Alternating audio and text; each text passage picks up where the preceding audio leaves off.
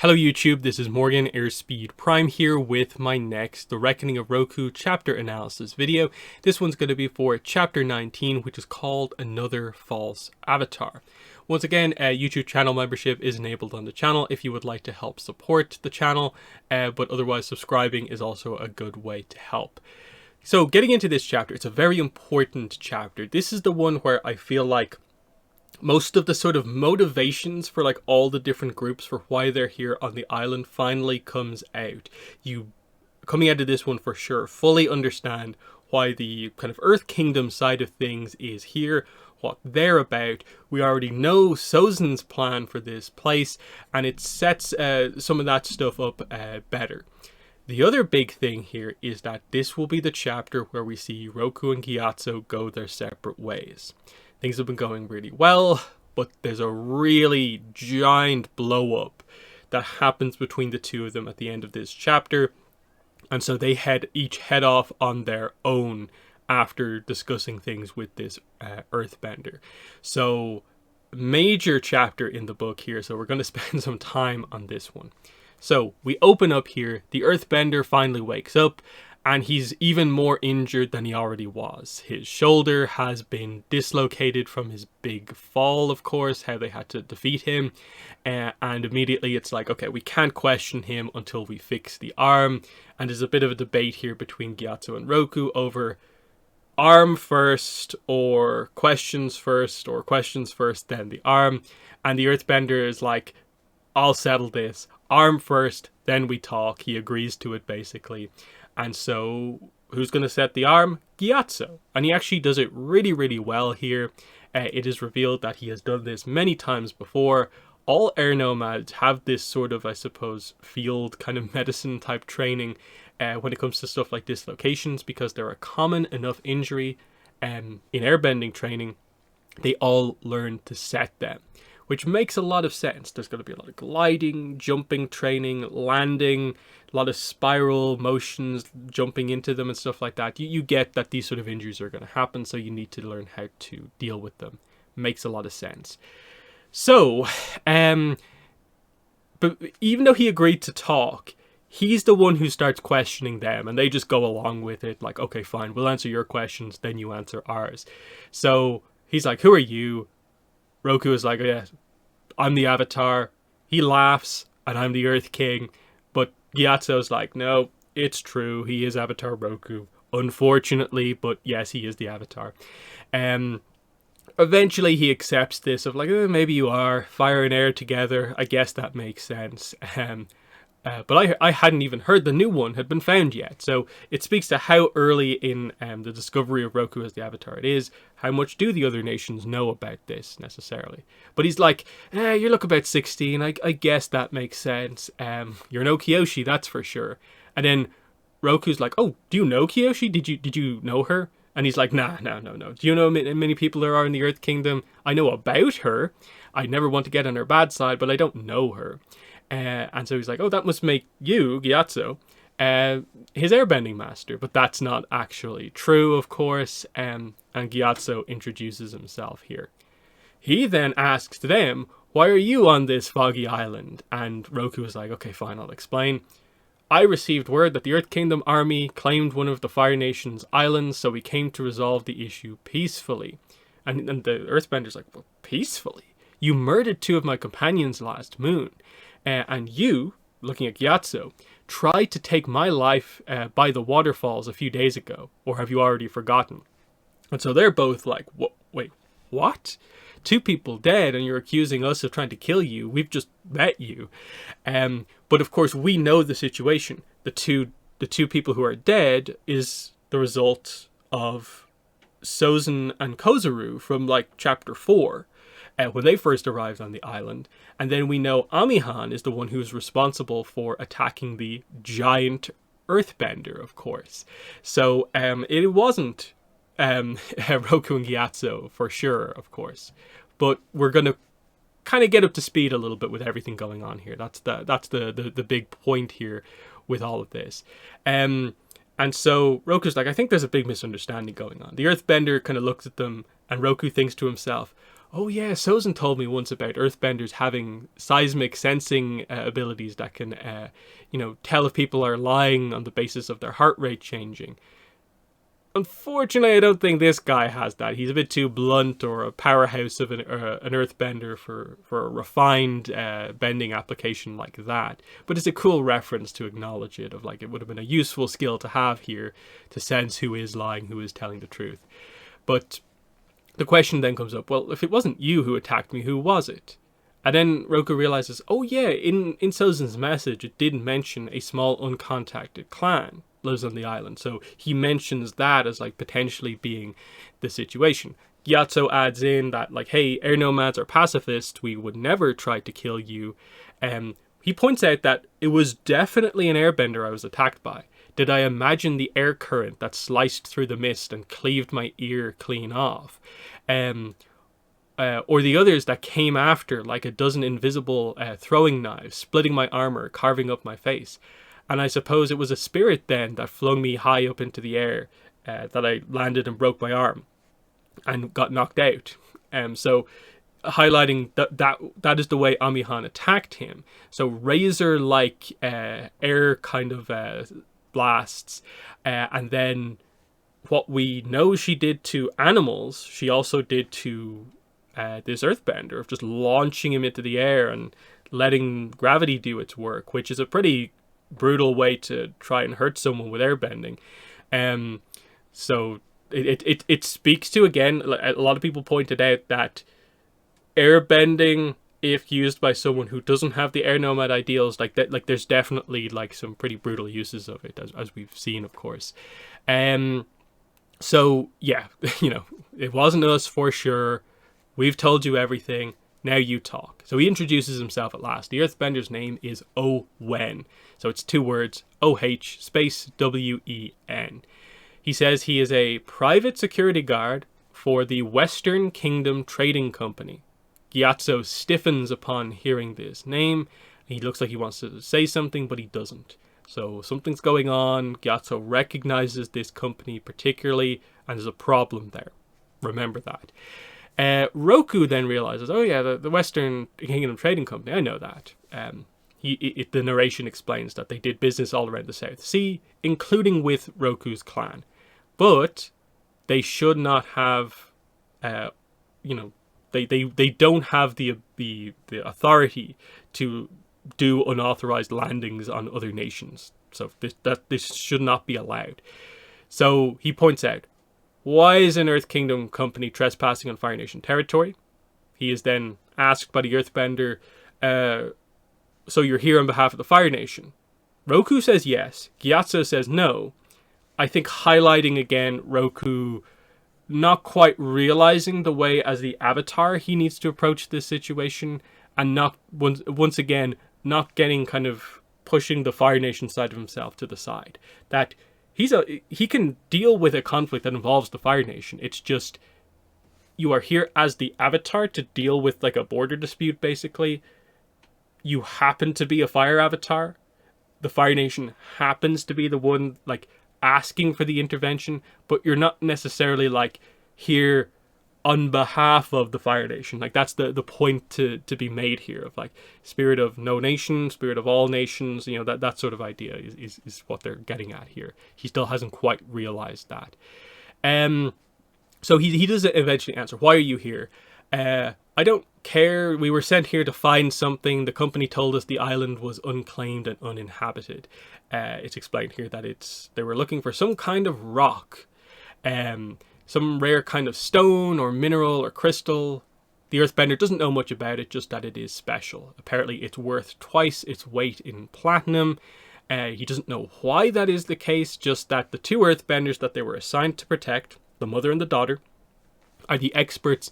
They would know why. So this is Ja and her mother. We again haven't been properly introduced to them exactly just yet, but obviously we get the highlight of like based on like what Ulo was talking about. He's kind of correct. They are here to investigate, research, analyze the island, but that it does seem like they are here ultimately to just send a report back to eventually lead to, I guess, the company coming here to claim this stuff.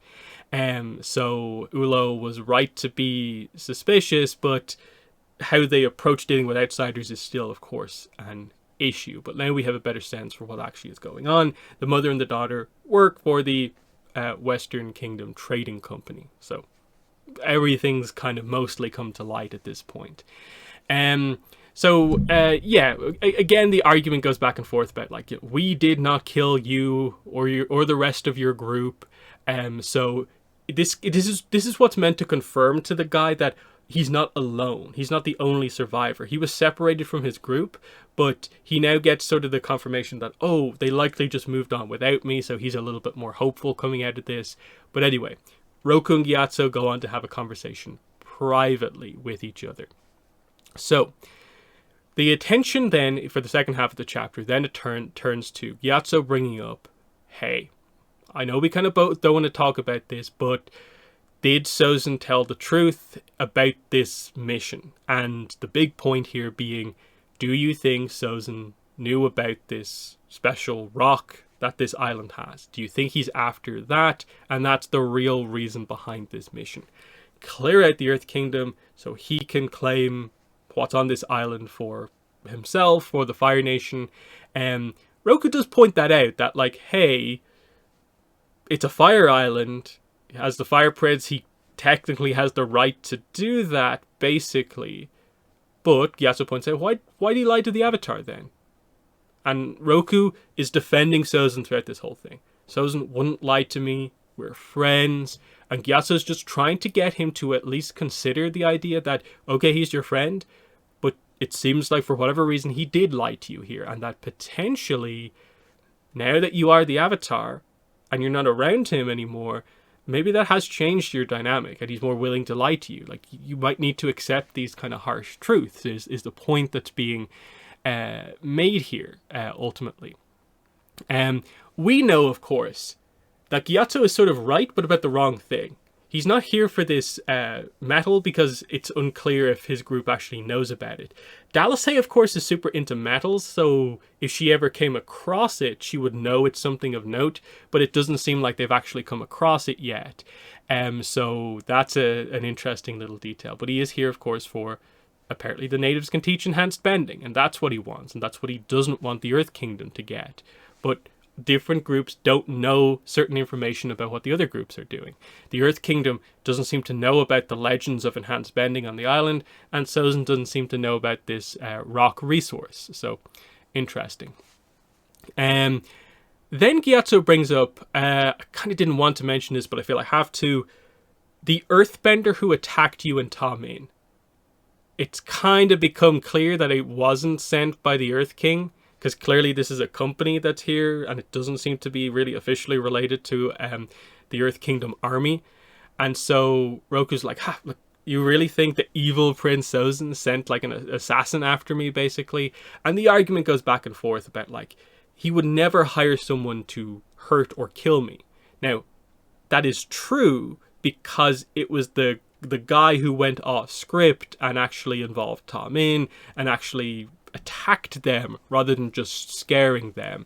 So there's the nuance of information that's quite interesting as we go through this sequence back and forth. But anyway, it eventually leads to them both kind of getting a bit heated here. Of like, Roku's like, if you know all the answers to this, maybe you should be the Avatar. Gyatso's like, well, it definitely shouldn't have been you. Sister Disha was right. And Gyatso's just like, look, forget it. Let's help the Earthbender guy back to his ship. We'll sail out of the fog, find Lola, and head back to the Southern Air Temple. And Roku's like, wait, what? You want to leave now after everything that we've done? There's an incident still happening here. We need to address this. Like, what about the resource? Like, we can't just let the Earth Kingdom take it from the island. And Gyatso's like, because it belongs to the Fire Nation? Like, that's why we should get involved? Roku says, because who knows what the Earth Kingdom would use it for? Like, there is still that issue of Earth Kingdom related people coming to a fire island to claim a resource. Like, that's still a bit of a problem. Gyatso gets a little bit more airbendery here and is like, it's not our concern. It should never have been our concern, like Sister Daisha said, basically. And it's this argument here of like, as the Avatar, he theoretically should be getting involved in disputes like this. The whole illusory boundaries thing is a bit of a like, that's more of an airbender way to see things. I get it. You as the airbenders see the disputes over borders as being a rather petty thing that the Avatar shouldn't deal with, but you kind of have to deal with them to prevent wars from breaking out, because the airbender philosophy of sort of like being relatively neutral but then giving aid when something does happen is a little bit problematic for the Avatar, and that's something Yang Chen had to deal with. The idea that she had to be proactive. She had to parry the sword rather than wait to heal the wound. And this is kind of that situation here of like Gyatso's kind of advocating for just wait and see what happens and then deal with it, rather than Roku wanting to fix the problem before it happens here.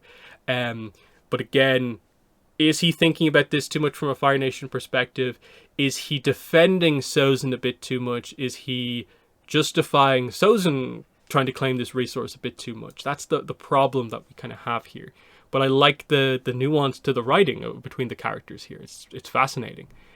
So, and yeah, we get it. Like you know, the idea. Like they argue back and forth, and Roku eventually gets to the point of, so you want to just let the rest of Owen's group like die here, basically? Like, we don't know what the deal is with the natives. They might like hurt him. They might hurt them, kill them like they tried to kill him. What are we gonna do here? And Gyatso just says, greed always has its price. And Roku's a bit stunned of like, whoa, that's not very air nomad of you.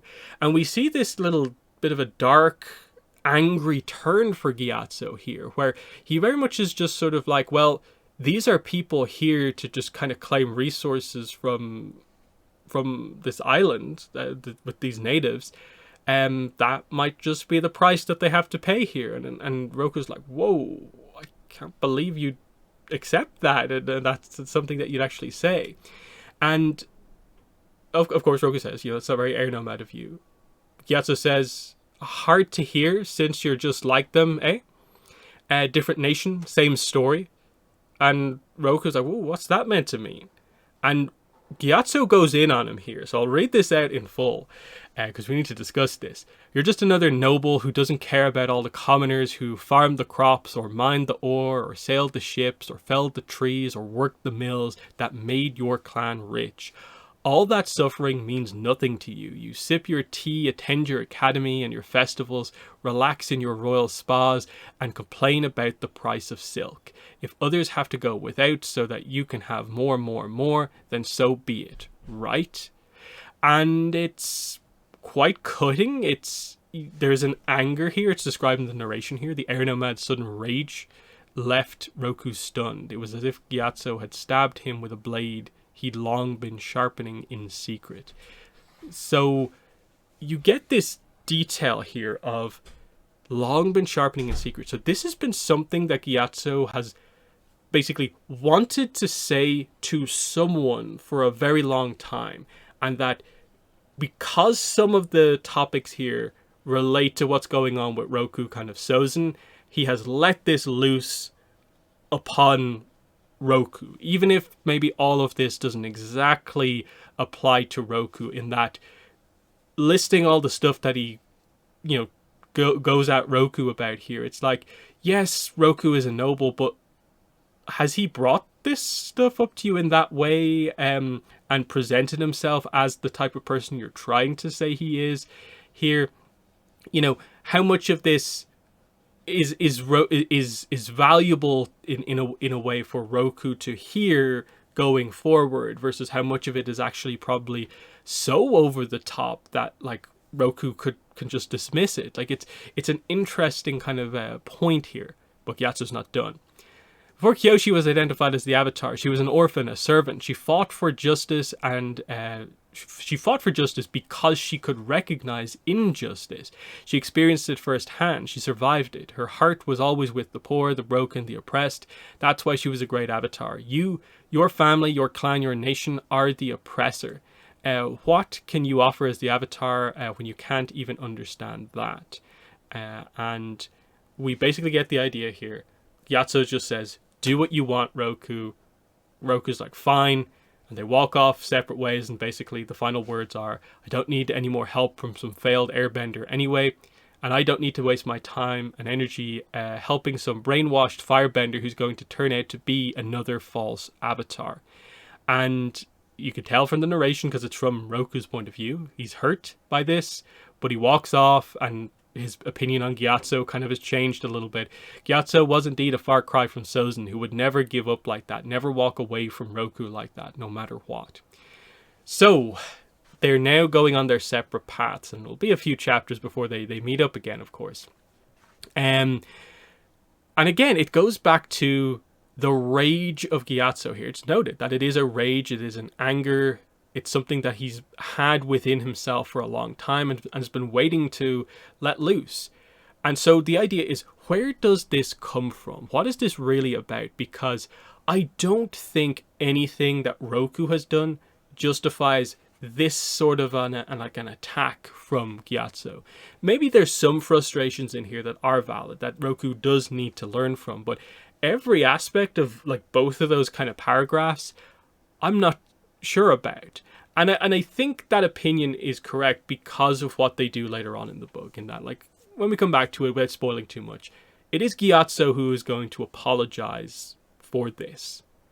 Now, Roku's going to take some of this to heart as well, but it is Gyatso who's going to apologize, because it's about where does this come from is the main thing here. Is that over the course of the book, sure, Roku comes from nobility, but that, circumstances of his birth, that's what he was born into, that's the situation. And then he's only 16 and is now the Avatar, and has had a massive change in the way he kind of like does things. And the idea that Roku represents all of this stuff to Gyatso, the worst of the Fire Nation and stuff like that, calling Roku like an oppressor.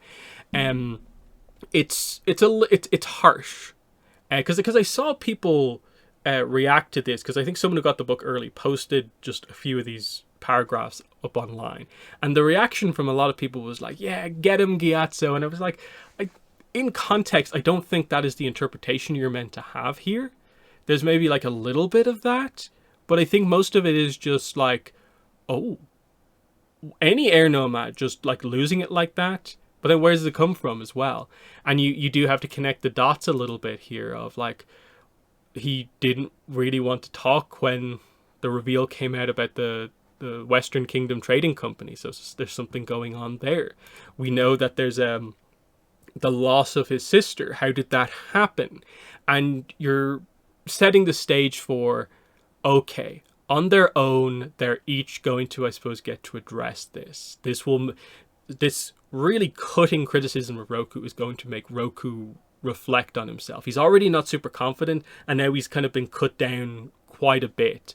A lot of those feelings are going to come back for Roku, and we're going to address a lot of the issues with him on his own. And it's going to be a sort of similar thing for Gyatso. We're waiting to find out what the deal is with Yama. Why does he have all of this anger and rage? Enough so that it has literally had an effect on his bending, that he can't bend except in circumstances where he has to save someone, and someone's life is at risk. And that's the point as well in this, that this is an anger enough that it taints Gyatso's airbending. It's not like he's completely correct in everything that he says here. This is an over-the-top, reaction to someone who is your friend now. It is a bit kind of over the top, but some of it is something that I think that Roku does need to learn about, because you understand why Gyatso is frustrated, because he's trying to like slowly bring Roku around to the idea of Sozin has lied to you. He is the prince of the Fire Nation. I know you don't like to maybe think about him in that way, but in the same way that in your head you're maybe thinking this is how the Earth King might act, he kind of probably thinks about things in the same way also, and think about what it means to defend his actions when it comes to this stuff. It is sort of the idea, and that's where the frustrations come from. It's the idea of you are defending someone who is basically using their position to potentially oppress this island and what they're planning to do, take the resources from it. And that's why there is the mention about, you know, the farming of crops, mining of the ore, you know, the little people who make all of this stuff happen, where it all comes from in a way. And this will connect a lot of dots later on. So it's one of those things where it's like, don't just view it as they got angry at each other, went separate ways, character development, but remember the specifics of what Gyatso says here when we eventually get the details of, you know, what's going on with him exactly. What is the origin of the loss of his airbending, basically? Like, that's the important bit to remember in all of this. So overall, really, really interesting chapter. The conversation with the earthbender gets us, like, I think completely up to speed now, where like we understand why Sozin went there, what Sozin wants. Now we understand what, not the Earth Kingdom Army, but the Earth Kingdom, Western Kingdom Trading Company is about. And now we have a bit of a kind of interesting situation where, of course, Gyatso and Roku have not met the natives, but they know the natives are here and are attacking the earthbenders. So we're kind of waiting for a lot of these kind of groups now to kind of come together, and the question is, who's going to meet who? Roku on his own, who will he encounter? Who's Gyatso going to encounter? That sort of thing. And then we have Malaya on her own, for now, heading to Amihan with a big decision to make about, is she going to kill or not kill? Where's that going to lead to? And when they encounter the earthbenders again, who's going to be there? You know, that sort of thing. It's an interesting sequence now that pretty much everyone's here on the island. And then don't forget, Sozin's on his way to Wanshitong's library, so lots of big stuff happening in the book. But in the comments, let me know what your thoughts are on this chapter. All the details coming out about the different groups, but I think especially, what are your thoughts on, you know, the discussion surrounding the lying of Sozin, and then I think especially about Gyatso's kind of rage-filled kind of criticism of Roku. How do you interpret that? What's your view on it? But yes, I definitely want to know that below. But otherwise, that has been the video. Thanks for watching, and bye.